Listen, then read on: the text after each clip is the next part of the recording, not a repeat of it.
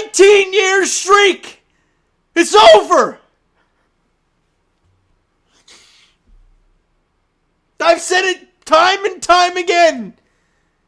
The last time this team made it past round 1, I was 8 years old.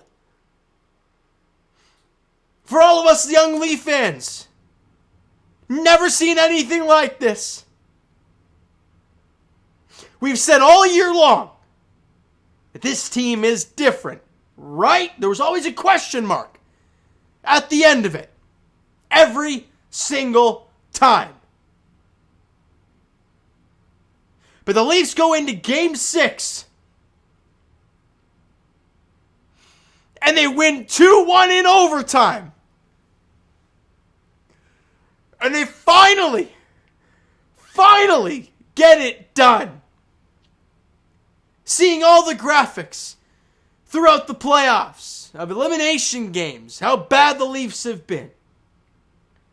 How many days, right at the start of the third period, they post a thing about how many days it's been since the Leafs were in the second round.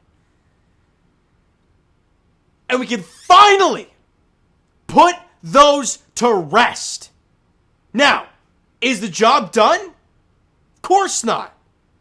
You didn't come into this postseason looking to win one round. Now, for Leafs fans, yeah, that's all we really needed. We needed this. We finally got it.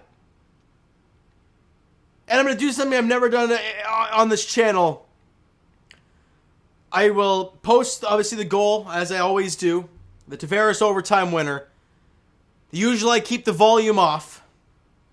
But this time I have to use Chris Cuthbert of Sportsnet with a legendary call. Absolutely legendary. Obviously, I'm not affiliated with them at any point. But I have to use this just to use it because he made just a perfect call for this game. And for this Tavares overtime winner. Now, let's quickly get through the rest of the game. First period, it's back and forth. Leafs get 2 power plays, can't cash. And you go into the intermission, it's a 0-0 game. But I'm a little nervous because the power plays are 2-0 Leafs. And you're waiting for those calls to flip.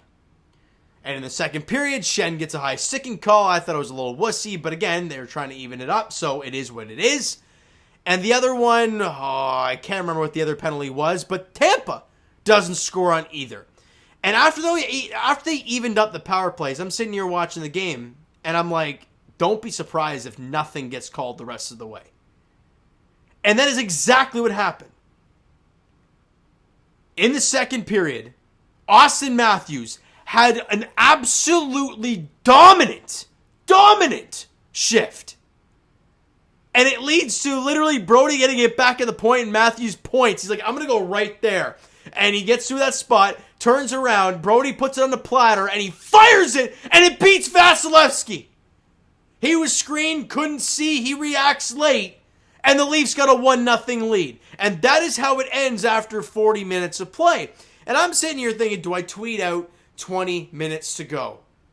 No, I don't do that. I did that last year, and I did a countdown in Game 6. And we all know how that ended up. And not very long in the third period, a point shot comes. I believe it was it Radish or Perbix? I think it was Radish who fired it on. Didn't like the rebound from Samsonov because he looked like he tried to catch it, didn't, and it goes right in front of Steven Stamkos and he buries it. Don't like the rebound, but also don't like the Leafs blowing the zone, or at least Nylander going up near the blue line where there's no need to.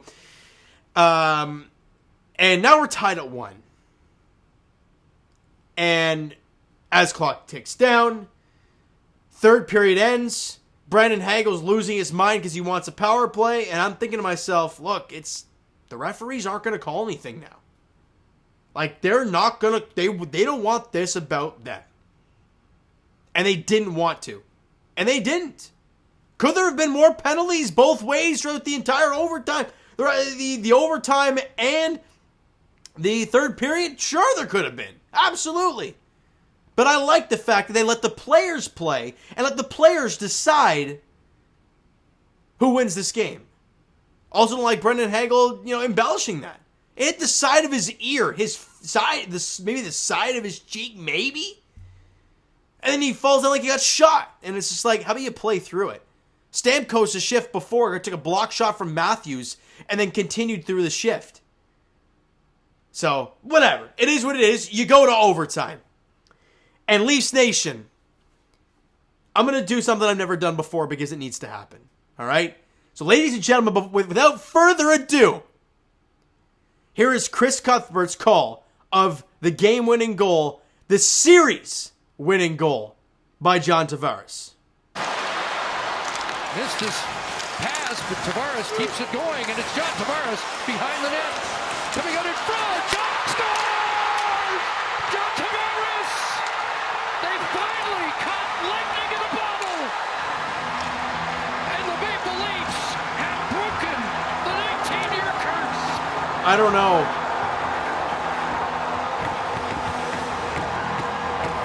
Watching it over and over, it doesn't... It hasn't sunk in yet. It really hasn't. John Tavares plays for two franchises, the Leafs and the Islanders.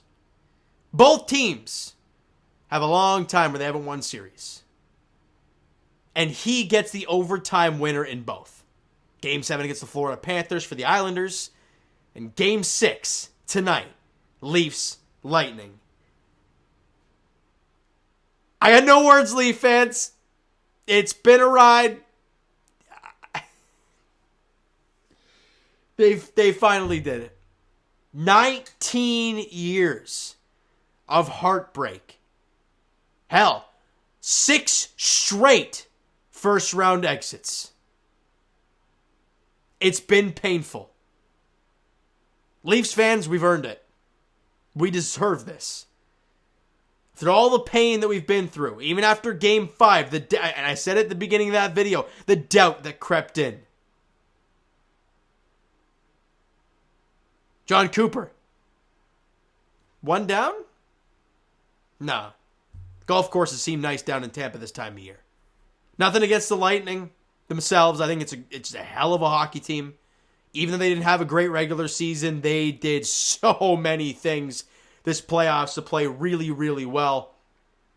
And hell, 3 straight Stanley Cup finals, 2 cups. You can see why. It's a hell of a hockey team over there. It really, really is. And it was a great series, 3 overtimes. Thank God all of them went the Leafs' way.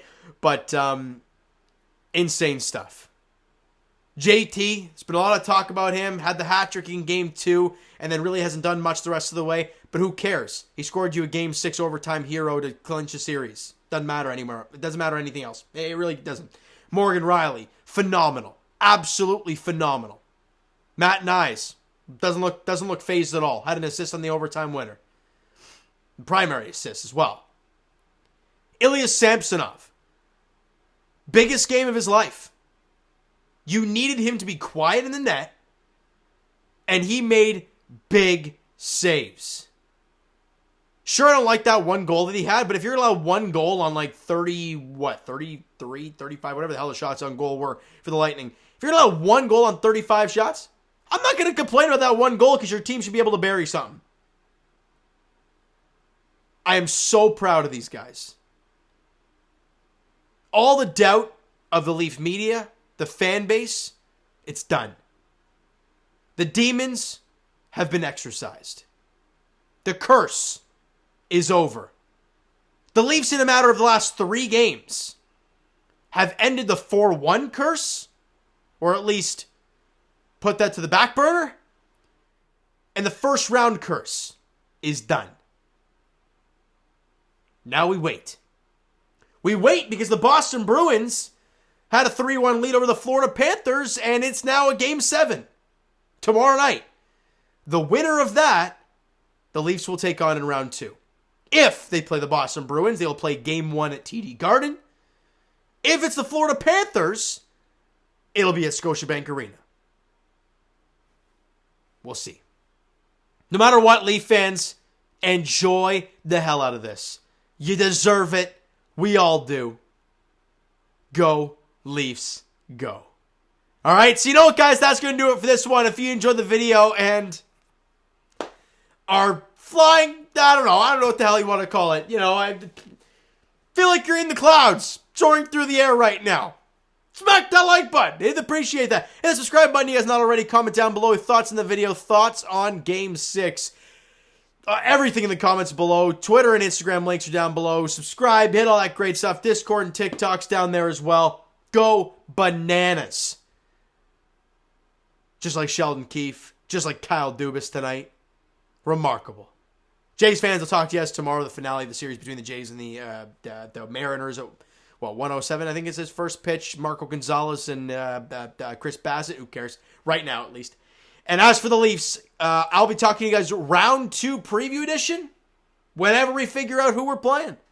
All right? So you know what, guys? Thank you so much for listening and watching. I hope you enjoyed the video and are absolutely elated. We'll talk to you guys then.